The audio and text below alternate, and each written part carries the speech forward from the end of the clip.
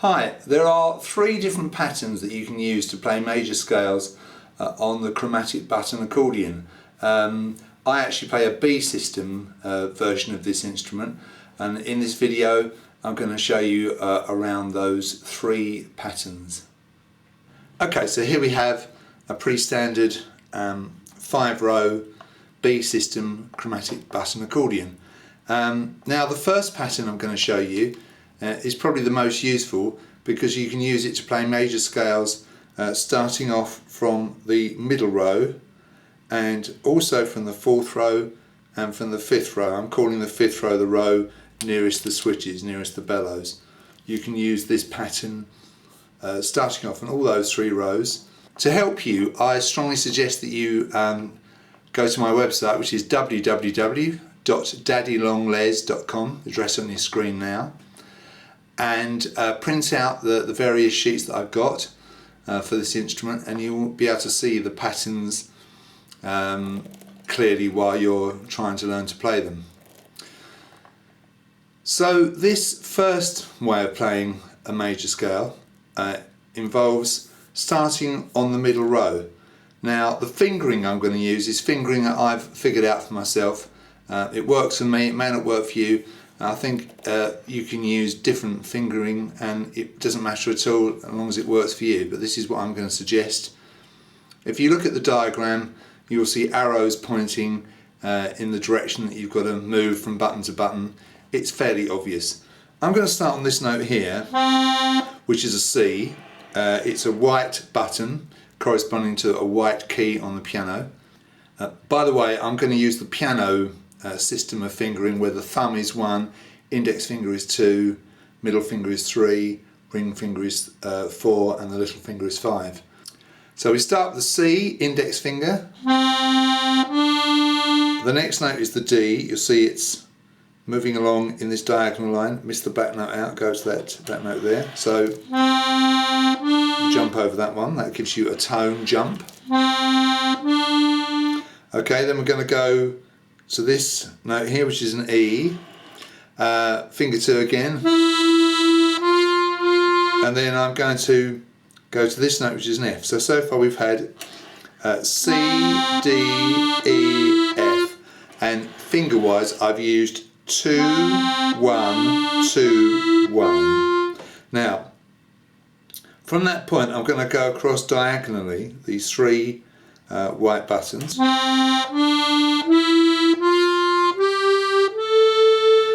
So let's start again.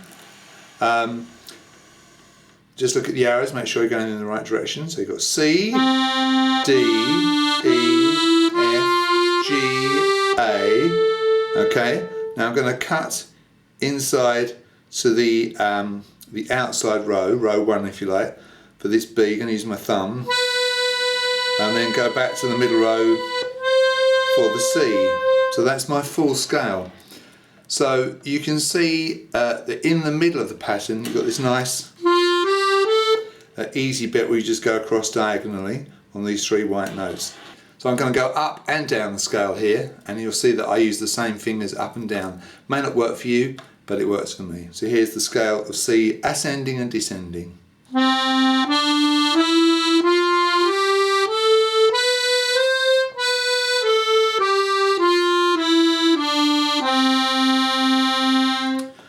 Okay, so there is one major scale in one key.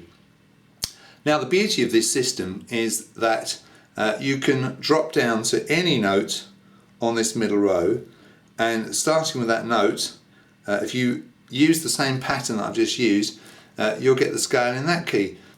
So I'm going to drop down to this note here, which is an E flat. If I keep the same pattern, I'm going to have the major scale of E flat. Let's try it out. Okay.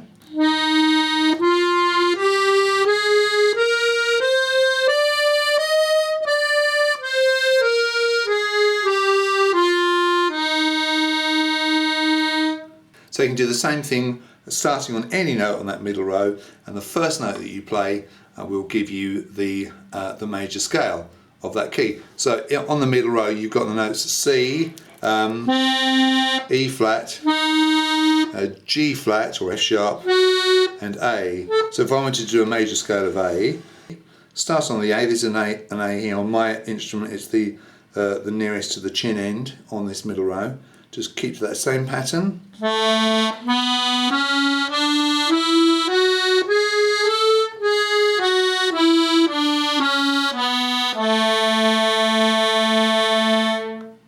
So that's pretty useful, isn't it? Now the other good thing about this pattern is that you can also use it if you start on row 4 or on row 5.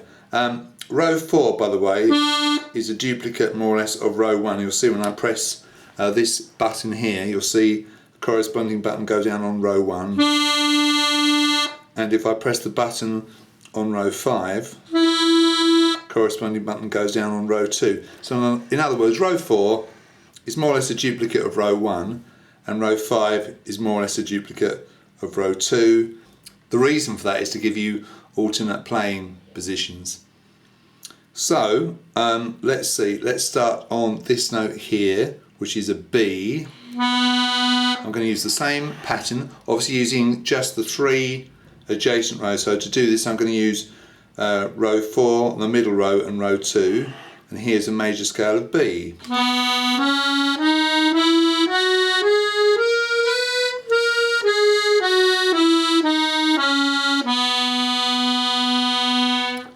So that's great, isn't it?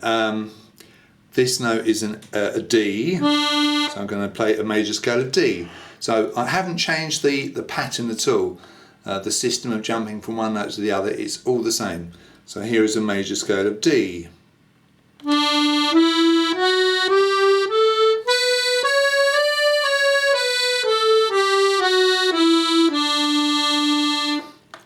Similarly, if I start on this note here, which is an E, and I'm on the row 5, or the row nearest to the switches or the bellows, still haven't changed the pattern, same pattern. So here's a major scale of E, still that same pattern of buttons.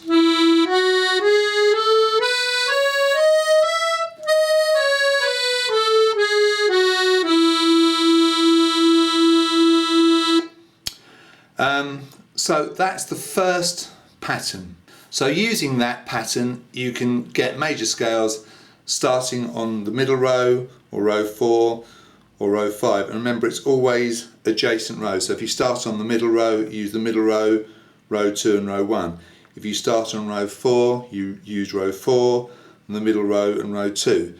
If you start on row 5, you use row 5, row 4 and the middle row. It's always 3 adjacent rows. Now if you want to start on row 2, you need a different pattern, and you'll need to look at one of my other sheets, the one that says pattern for row 2. Okay, so this is what I call the second row. Okay, so row 1 is the one nearest the outside of the instrument, so row 2 is the next one. And this note is a G. It's on this instrument, it may not be on your instrument, but this is a G. It's a white note on the piano, and I'm going to do a major scale starting from that note. Now this time I'm going to start off with my index finger, and I'm going to go to the middle row for the next note, next one in the diagonal, which is A. Look at the diagram. Okay, and then I'm going to cut inside to the row 1, the outside row. Okay, and then I'm going to jump back to the middle row. Okay, so far I've got this. Now I'm going to do a nice little diagonal across there, so outside row, second row, middle row, and then I'm going to come along the diagonal for my last note, my G octave, which is on that row 2. So have a look at the pattern. Now the fingers I use are as follows. I use finger 2, finger 3, 1, 2, 1, 2, 3, 4, and then I can reverse that.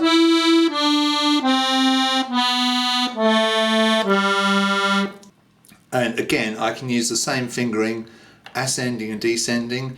You may come up with different fingering, and if that works for you, that's fine, but this is what I've figured out works well for me.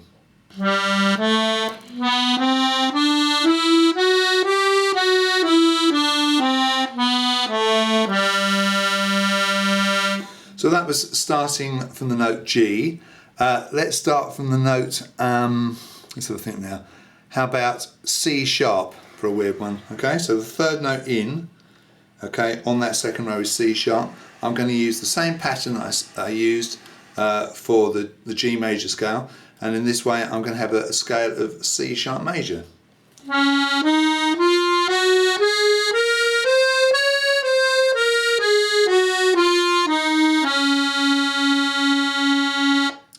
So that's pretty useful, isn't it? So that's a major scale starting from a button on row 2. And there is one more diagram you're going to need, and that's for the scale starting from a button on row 1, or the row on the outside here. So you need to look at that diagram now. As you go through these diagrams, you'll probably notice that at some point in each major scale you have this nice diagonal going across in this direction. This one, the major scale starting from a button on row 1, starts off with that diagonal pattern. So to start off, I'm going to play these 3 notes in a row, and then I cut inside my thumb for this note on row 2, and use my index finger for this note on the middle row. So I've got so far. Now I do a little bit of an unusual thing here. I use finger 4, finger 3, finger 4, finger 3, finger 4 again, and then I retrace my steps. Now you could do like the thumb and the first finger thing there. I've experimented with this a lot, and for me this works. I think it's probably a bit unusual, and you'll have to see how you go, but using my method you can use the same fingering up and down. So let's do this major scale of D. This is starting on the D note on row 1.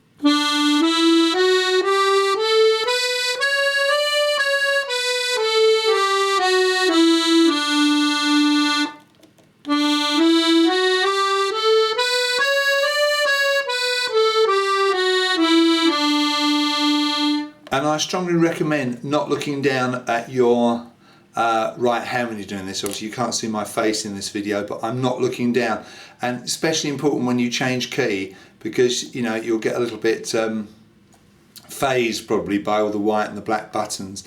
Remember, it's the same pattern. So I'm going to do just that. I'm going to play a major scale of F. I'm going to use this note here, which is the 4th button down from my chin. It's a white button, it's an F, and I'm going to use exactly the same pattern. What I am going to look at is my diagram, but I'm not going to look at my actual physical instrument, and I'm going to use the same pattern that I used for the D major scale, and this time it will give me an F major scale. So I'm going to start off with that diagonal going across there. So here's the scale of F major, starting from the note F on the outside row.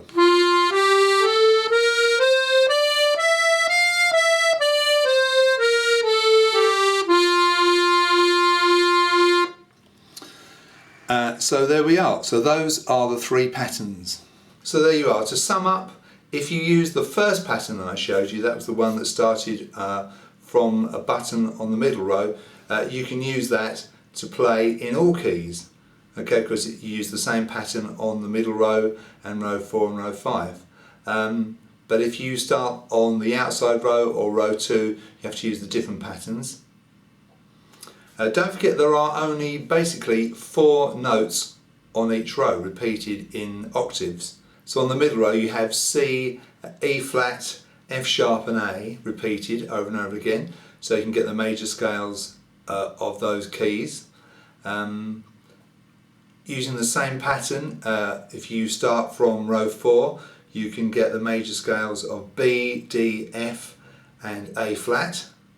If you start on the row nearest the switches, that's what I call row 5, or the inside row, you can get the major scales of E, G, B flat and C sharp. And of course that's all the same pattern. If you start on the outside row, row 1, okay, then you can get the major scales of D, F, A flat and B.